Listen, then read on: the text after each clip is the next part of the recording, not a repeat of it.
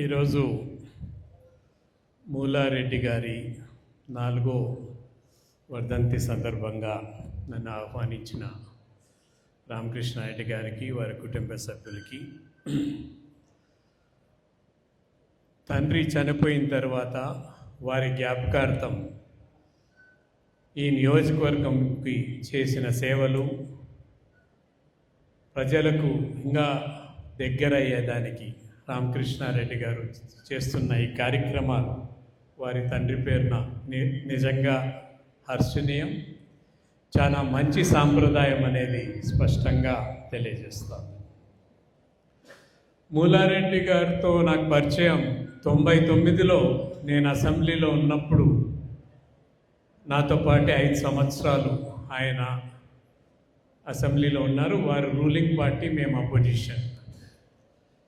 నేను ముందర 89లో ఉన్నప్పుడు వారు లేరు, దాని ముందర నేను లేను. 85 నుంచి మా ఫాదరు ఆయన అసెంబ్లీలో ఉన్నారు, కానీ మా ఫాదర్ 87లో చనిపోయారు. కానీ మా తండ్రికి అతి సన్నిహితంగా ఉండేవారని నాకు ఎమ్మెల్యే అయిన తర్వాత వారే చెప్పటం జరిగింది. ఎందుకంటే తండ్రి కోఆపరేటివ్ మినిస్టర్గా ఉన్నాడు కాబట్టి అతి సన్నిహితంగా ఉన్నారు. సభకు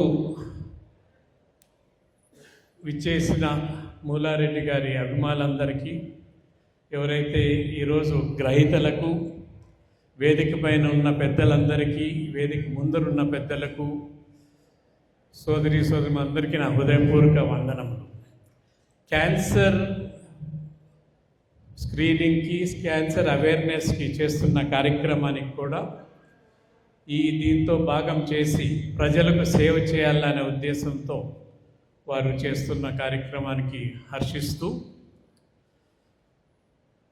నేను ఒక ముఖ్యమైన అంశం మీ ముందర మాట్లాడాలనుకున్నాను. మూలారెడ్డి గురించి కాదు, జనరల్గా. ఇప్పుడే అడిగా, మూలారెడ్డి గారు ఫస్ట్ టైం ఎప్పుడు పోటీ చేశారు అని. 1983లో అని. ఖర్చు ఎంత అయింది అని అడిగా. 30,000 అయింది అన్నారు. ఇప్పుడు ఖర్చు ఎంత అయింది అని అడిగితే నేను చెప్పానంటే ఆయన డిస్క్వాలిఫై అవుతాడు. ఇది ఒక్కసారి ఆలోచన చేసుకోవాలి. రాజకీయాల్లో ఉన్నప్పుడు నేను కూడా, ఇది మా 13వ 14వ ఎలక్షన్, 1962 నుంచి ప్రతి ఎలక్షన్ పోటీ చేస్తున్నాం.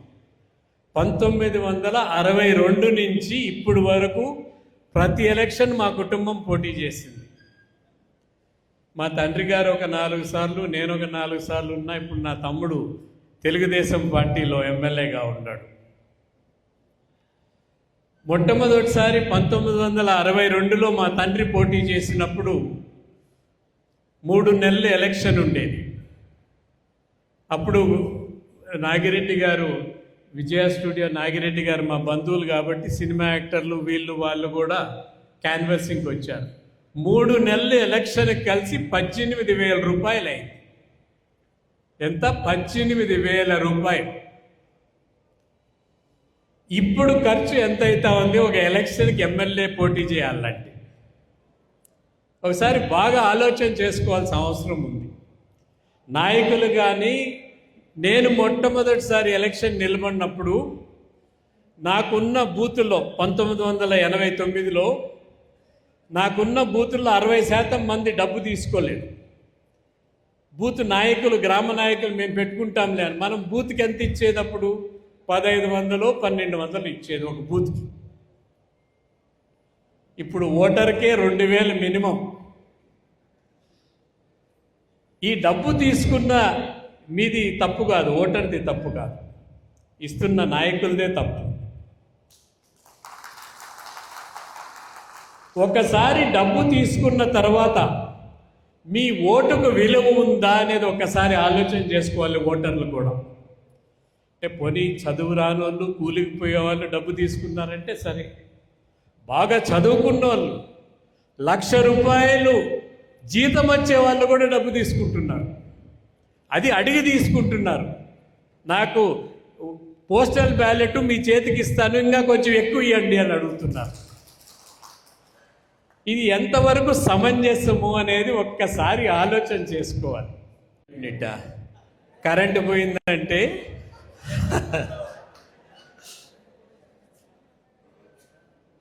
ఎప్పుడు కూడా రాజకీయ నాయకుల్లో విశ్వత ఉండాలి. ప్రజలు రాజకీయ నాయకులపైన విశ్వాసం కోల్పోతున్నారు కాబట్టే ఈ టెంపరీ మీన్స్ ఇన్స్టెంట్ రిలీఫ్, ఇప్పుడు స్విగ్గీ ఇక్కడ కూడా ఉంటాయి కదా, స్విగ్గీను జొమాటో అట్లా ఇన్స్టెంట్ ఫుడ్ మాదిగా నాకు ఈరోజు లాభం ఏమిటి అని ఆలోచన చేసుకుంటున్నారు. దయచేసి ఓటర్లు కూడా ఆ నియోజకవర్గానికి ఉపయోగకరంగా ఉండి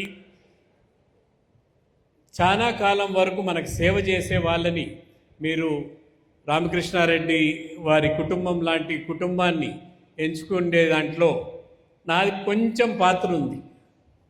నాకు ఫోన్ చేశాడు రామకృష్ణారెడ్డి, ఇట్లా తెలుగుదేశం టికెట్ ఇవ్వటం లేదు, బీజేపీ అంటున్నారు, నేను పోటీ చేసేదా వద్దు అని. నువ్వు పోటీ చేయి గెలుస్తావు అని చెప్పాను. ఆయన 2 మైండ్స్లో ఉన్నాడు, పోటీ చేయాలన్నా లేదా బీజేపీ అయితే వద్దు అని 2 మైండ్స్లో ఉన్నాడు. లేదు నువ్వు పోటీ చేయి గెలుస్తావు, మీకు అంత ఎఫెక్ట్ ఉండదు, ఇక్కడ మైనారిటీ కమ్యూనిటీ అంత ఎక్కువ లేదు కాబట్టి అంత ఇబ్బంది ఉండదు మీకు అని చెప్పి నేను కూడా చెప్పడం జరిగింది. ఇప్పుడే భోగాపురం వచ్చిన దానికి శ్రీకాకుళం వాళ్ళు అంతా పనికి రారు అని చెప్తా ఉన్నారు. అసలు నేను ముఖ్యమంత్రిగా ఉన్నప్పుడు one of the biggest crisis నేను ఫేస్ చేసిన దాంట్లో కోనసీమలో కోనసీమలో 1,25,000 ఎకరాలు పంట వేయలేదు. 1,25,000 ఎకరాలు. దాన్ని ఒక మంచి పేరు ఇచ్చారు, క్రాప్ హాలిడే అని ఇచ్చారు. రైతులు పంట వేయలేదు. 1,25,000 ఎకరాలు. అసలు అలార్మింగ్ సిచ్యువేషన్. ఇప్పుడున్న డిఫెన్స్ మినిస్టర్ బీజేపీ డెలిగేషన్లో వచ్చారు, రాజ్నాథ్ సింగ్ గారు కూడా వచ్చి దాన్ని చూసి నా దగ్గరకు వచ్చారు. నేను ఇమీడియట్గా ఒక కమిటీ వేసి ఆఫీసర్స్ని, retired chief secretary, irrigation scientist అంతా పోయి ఏమైంది 1 నెలలో నాకు రిపోర్ట్ ఇవ్వాలి అని చెప్పడం జరిగింది. 2 ప్రధాన కారణాలు వచ్చాడ. ఒకటి, ఈ ప్రాంతం అంతా కూడా అక్కడ వరి మాత్రమే పండుతుంది. ఈ 1,25,000 ఎకరాల్లో వేరేది ఏది పండదు, వరి మాత్రమే పండుతుంది. ఈ వరికి కూలి శ్రీకాకుళం విజయనగరం నుంచి వస్తారు. ఎప్పుడు ఎన్ఆర్ఈజీఎస్ శ్రీకాకుళం విజయనగరంలో ఇచ్చేది మొదలుపెట్టారో ఆ కూలివారు ఇక్కడికి వచ్చేది మానేశారు. దాంతో టోటల్గా లేబర్ అనేది ఈ కోనసీమ ఏరియాలో పూర్తిగా రాకన్నా అయిపోయింది. సో అప్పుడు ఉన్న మిషనరీస్ ఆ భూమిలో పోతే అది దిగబడుతున్నాయి, బికాజ్ హెవీ మిషనరీ ఉండేది. వీళ్ళకు స్పెషల్ ఆర్డర్ ఇచ్చి లైట్ మిషనరీ చేసి రైతులకు, సొసైటీలకు, పంచాయతీలకు 50%, 75% సబ్సిడీ కింద ఇచ్చాం. ఇచ్చి అదే రోజు ఆ మీటింగ్ రోజే వడ్డీ లేని రుణాలు ఆ రోజు రైతులకు అనౌన్స్ చేసింది అక్కడి నుంచే, కోనసీమ నుంచే మనం అనౌన్స్ చేయటం జరిగింది. ఎందుకంటే అలార్మింగ్ సిచ్యువేషన్. 1,25,000 ఎకరాలు పంట వేయలేదంటే రైతులు ఎంత ఇబ్బంది ఉంటేనే పంట ఏకన్నా పోతారనే ఉద్దేశంతో. అందుకని ఇటువంటి సిచ్యువేషన్స్, కష్టపడి పని చేసేదానికి ఈ తైలాలు, గవర్నమెంట్లు ఇచ్చే తైలాలు పూర్తిగా ఇబ్బందికరం అవుతున్నాయి. ఇవ్వకూడదు అనటం లేదు, ఇచ్చే దగ్గర ఇవ్వాలి, చదువుకి ఇవ్వాలి, హెల్త్కి ఇవ్వాలి, వేరేటివన్నీ ఇచ్చేటి దానివల్ల ప్రజలు కొంచెం ఇబ్బందికరమైన పరిస్థితులు వస్తున్నాయి. ఎందుకు ఈ సబ్జెక్ట్ చెప్తున్నానంటే, చాలా రోజులు రాజకీయాల్లో కొనసాగాలంటే మాలాంటి వాళ్ళు కొనసాగలేరు. డబ్బన్నా సంపాదించాలా, లేకన్నా అంటే రాజకీయాల నుంచి బయటన్నా పోవాలా. మంచి అభ్యర్థులు, మంచి ఎమ్మెల్యేలు, ఎంపీలు మీకు కావాలంటే వారు డబ్బు సంపాదించేదానికే రాజకీయం రావాలంటే చాలా కష్టం. నేను మొట్టమొదటిసారి ఎమ్మెల్యే అయినప్పుడు ఐ వాజ్ 27, 27 సంవత్సరాలు నాకు. మాకు ఆ ఆంధ్ర షుగర్స్ ఆయన కృష్ణబాబు గారు బాగా తెలుసు, మా స్కూల్లో సీనియర్ నాకు. నేను అడిగా, మంచి బిజినెస్ చెప్పాయా, ఏదన్నా చేద్దాము అని. You are in the best business అన్నాడు. నాకు అర్థం కాల. అంటే రాజకీయమే బెస్ట్ బిజినెస్ అని చెప్పాడు ఆ వ్యక్తి. అదే పరిస్థితి ఈరోజు అయింది. రాజకీయమే ఒక వ్యాపారంగా అయిపోయింది. రాజకీయాల్లో సేవ అనేది పోయింది. ఇప్పుడు మొన్న కర్ణాటకలో ఎవరో చెప్తా ఉండే, బళ్ళారిలో ఒక ఎలక్షన్లో ఒకరేమో 6,000, 7,000 ఇచ్చారంట, ఇంకో ఎవరేమో 10,000 ఇచ్చారు. ఒకరు గెలిచారు, ఒకరు ఓడిపోయారు. 2 ఎలక్షన్ల తర్వాత ఆ క్యాండిడేట్లు ఇద్దరు మాట్లాడుకొని, నువ్వు 2,000, నేను 2,000 ఇస్తాను, ఎవరికన్నా ఓటేసుకొని అని మాట్లాడుకున్నారంట. 100 కోట్ల రూపాయలు ఒక ఎలక్షన్లో ఖర్చు పెట్టి ప్రజాసేవ చేయాలంటే అది ఏ విధంగా సమంజసం అనేది మన సొసైటీ ఆలోచన చేసుకోవాల్సిన అవసరం ఖచ్చితంగా ఉంది.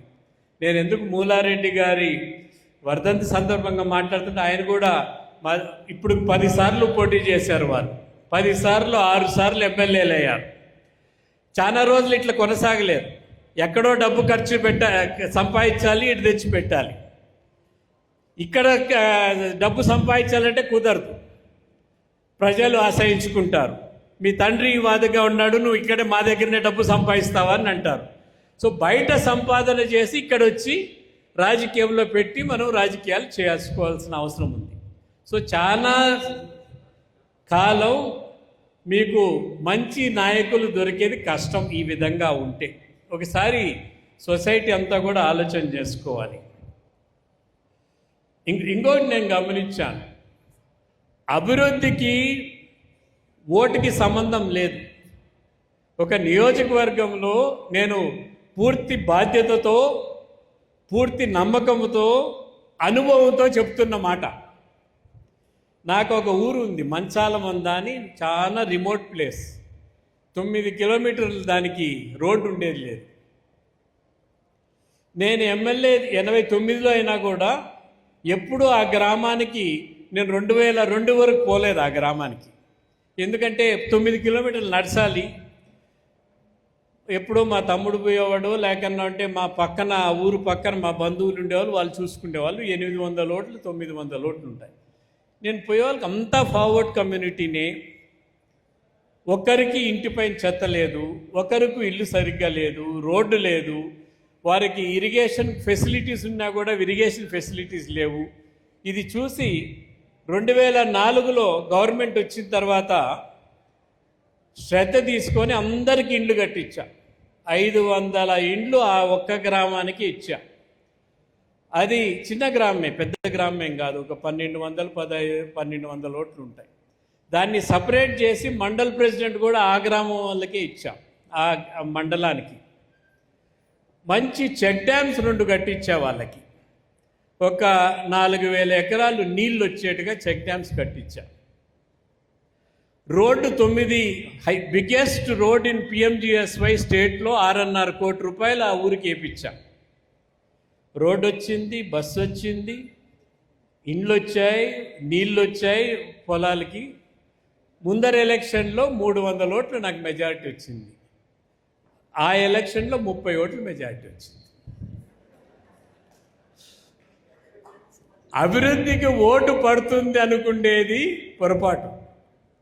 మానవ సంబంధాలకు ఓటు పడుతుంది. దీంట్లో ఎందుకు ఇట్లా జరిగిందని విశ్లేషణ చేశాం. అక్కడ నాతో ఉన్న కొంత నాయకులు కొంచెం డబ్బు సంపాదించుకున్నారు. వాళ్ళు చిన్న సైకిల్ కూడా లేని వాళ్ళు మోటార్ సైకిల్, కార్లు, గేర్లు కొనుక్కున్నారు. వారి పైన అసూయతో వారి రాజ్యం ఈడ మళ్ళా గెలిచారు, ఇక్కడ మనకు వచ్చిందంటే మెజారిటీ వస్తుంది, వాళ్ళకి పేరు వస్తుంది, నేనెందుకు ఓటేయాలని ఊర్లో వాళ్ళంతా వ్యతిరేకం వేస్తారు. సో దీంట్లో రాజకీయం అనేది చాలా కష్టమైన విషయం. ఓ ఫార్ములా ఉండదు దీనికి. ఒక ఫార్ములా ఇది చేస్తే మనం గెలుస్తాము, ఇది చేస్తే మనం ఓడిపోతామని ఉండదు. భగవంతుని అనుగ్రహం ఉంటేనే గెలుస్తాము, భగవంతుడి అనుగ్రహం ఉంటేనే ఓడతాము. ఇక్కడ భగవంతుడు ఎవరు? ఓటర్ మహాశయులు.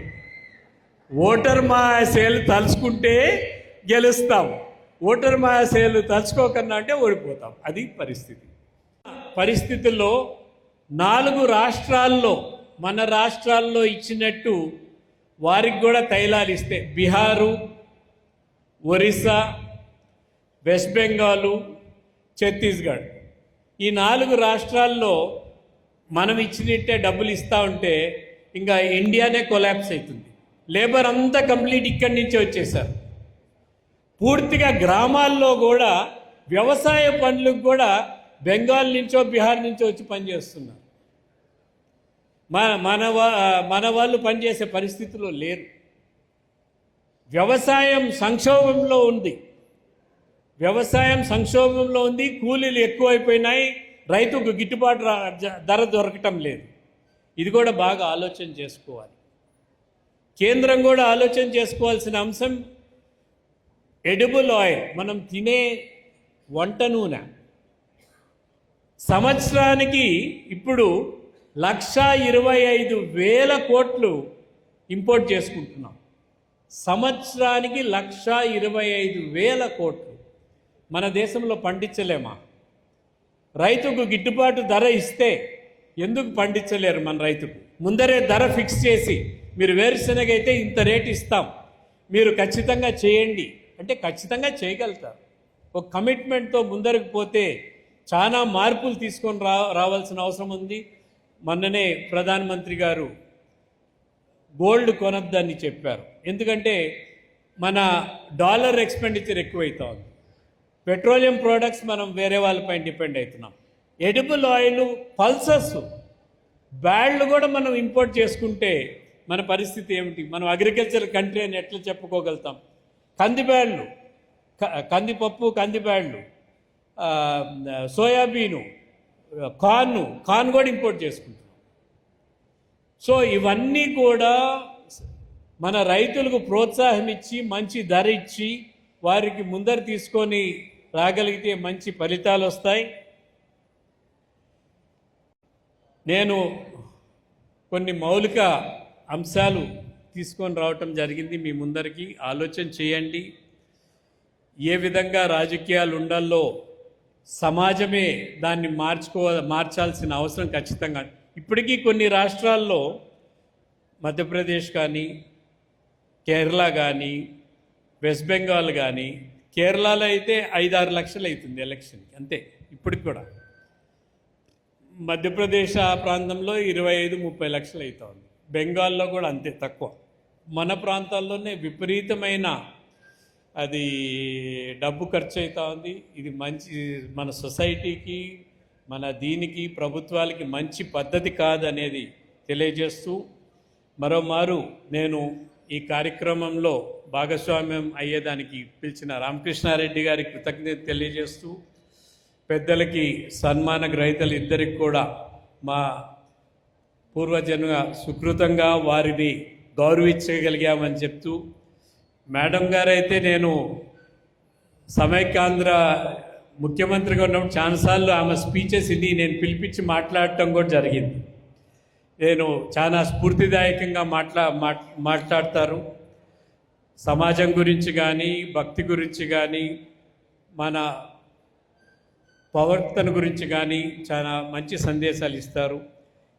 ఈరోజు ఇక్కడికి వచ్చేసిన మీ అందరికి కూడా ధన్యవాదాలు తెలియజేసుకుంటూ, అదేవిధంగా ఎవరైతే స్క్రీనింగ్కి వచ్చిన పేషెంట్స్కి కానీ, డాక్టర్స్కి కానీ, వాలంటరీ ఆర్గనైజేషన్ వారికి కానీ, రామకృష్ణారెడ్డి గారి కుటుంబ సభ్యులందరికీ కూడా కృతజ్ఞత తెలియజేసుకుంటూ సెలవు తీసుకుంటున్నాను. జై హింద్. భారతదేశంలో ఎంత పెద్ద సినిమా డైరెక్టర్ కానీ, ప్రొడ్యూసర్ కానీ ఈ సినిమా హిట్ అవుతుంది, ఈ సినిమా ఫెయిల్ అవుతుందనే ఊరు చెప్పలేకపోయారు. తమిళనాడులో విజయ్ ముఖ్యమంత్రి అవుతాడని ఎవరన్నా అనుకున్నారా? ఎవరు కూడా 10 సీట్లు ఇలా ఆయన ముఖ్యమంత్రి అయిపోయినారు. ఎందుకంటే ఓటర్ మహాశయులు ఆయన్ని ముఖ్యమంత్రిగా చూడాలనుకున్నారు. ఈ రెండు ద్రవిడియన పార్టీలు వద్దనుకున్నారు కాబట్టి ఆయన ముఖ్యమంత్రి అయ్యాడు. ప్రజాసేవలో ఉన్నప్పుడు చిత్తశుద్ధిగా పనిచేసేదే ముఖ్య మనం కార్యక్రమంగా పెట్టుకోవాలి. మనం వాస్తవం చెప్దాం. ప్రజలు నమ్మితే నమ్మనియండి, లేకన్నా అంటే పర్వాలేదు. కానీ అసత్యాలతోనే రాజకీయం చేయాలంటే టెంపరీగా ఉపయోగపడచ్చు. కానీ శాశ్వతంగా ఒక రాజకీయ నాయకుడు కావాలంటే వారి ఓటర్లు కానీ క్యాడర్కి కానీ నిజం చెప్తున్నాడు ఈ వ్యక్తి అనేది రావాలి. నేను ఒక ఎక్స్పీరియన్స్ చెప్తా. నేను ఫస్ట్ టైం ఎమ్మెల్యే అయినప్పుడు 89లో నేను పబ్లిక్ స్కూల్లో చదువుకున్నాను, హైదరాబాద్లో చదువుకున్నాను. వచ్చిన వాళ్ళతో ఎవరన్నా వస్తారు పెటిషన్ తీసుకొని వస్తే నీ పని జరగదయ్యా, ఇందుకు టైం వేస్ట్ చేసుకోవద్దని చెప్పేది. ఈ పని జరుగుతుంది చేస్తానని చెప్పేది. సో మా తండ్రి దగ్గర ఉండే వారి అనుచరులు కానీ ఆయనకు స్నేహితులందరూ నా దగ్గరకు వచ్చి, నువ్వు ఇంత స్ట్రైట్ ఫార్వర్డ్గా ఉంటే కష్టము, నువ్వు చెప్పకూడదు ఇట్లా. వాళ్ళు 4-5 సార్లు వచ్చి నాకు తెలుసుకుంటారు వాళ్ళే. ఈ పని జరగకన్నా అంటే వాళ్ళు తిరిగి వాళ్ళు తెలుసుకుంటారు, వాళ్ళు గమ్మునైపోతారు. కానీ నువ్వు ప్రయత్నం చేయలేదనేది రాకూడదు అని నేను చెప్పా. మా తండ్రి రాజకీయం నాకు తెలీదు, కానీ నేను ఒక వ్యక్తిగా నా మనస్సుకు ఇది జరగదని తెలిసి ఆ వ్యక్తిని నేను నిజం చెప్పకన్నా ఉంటే, ఆయన్ని తిప్పించుకొని పని జరగకన్నా ఉంటే 4 సార్లు 5 సార్లు తిరిగి ఆయన డబ్బు వేస్ట్, ఆయన సమయం వేస్ట్, నా సమయం వేస్ట్, ఇంత హాని జరుగుతుంది. ఇది మంచిది కాదు. నేనైతే స్ట్రైట్ ఫార్వర్డ్గానే ఉంటా. వారికి నచ్చితే నచ్చకన్నా అంటే పర్వాలేదు. వారు ఏ విధంగా ఆలోచన చేస్తే ఓటర్ డిసైడ్ చేసుకొని నేను ఏ విధంగా ఉంటానో అట్లే ఉంటాను అని చెప్పాను. ఈరోజు నా నియోజకవర్గంలో ఎవరన్నా వచ్చి అడిగినారంటే పని జరుగుతుందంటే అన్న చెప్పాడంటే జరిగిపోతుంది అంటారు, లేకన్నా అంటే జరగదని చెప్పేస్తా. స్ట్రైట్ ఫార్వర్డ్గా ఉండాల్సింది రాజకీయ నాయకులు ఖచ్చితంగా నేర్చుకోవాలి. అసత్యాలు చెప్పకూడదు.